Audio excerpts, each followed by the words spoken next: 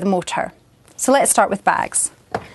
It's going to sound really obvious, but the first thing to check is that the bag's not full, because if it is, then it'll be causing a loss of suction. Also check for any holes or rips in the bag. When replacing bags, always try and get BOSCH genuine bags rather than a cheaper non-branded equivalent, because the genuine bags will be better quality. If you've got a bagless BOSCH, then make sure that you empty the dust container regularly.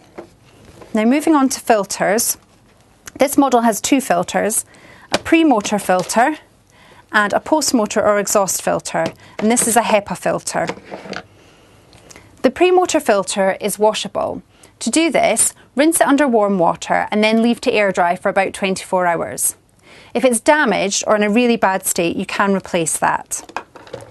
The HEPA filter is not washable and it should be replaced at least once a year. Next is blockages. Now it's really easy for something to get lodged in the hose or the extension tube.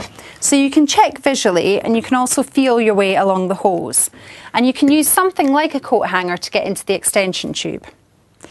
Next up is gaps in the airflow.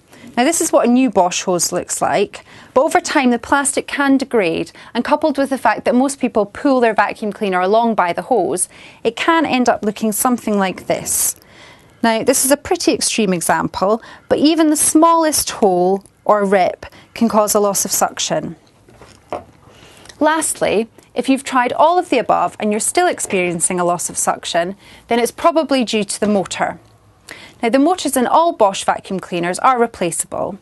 It's not the easiest of jobs, but it's certainly doable, and you may find that you don't need to replace the whole motor, just the carbon brushes in the motor.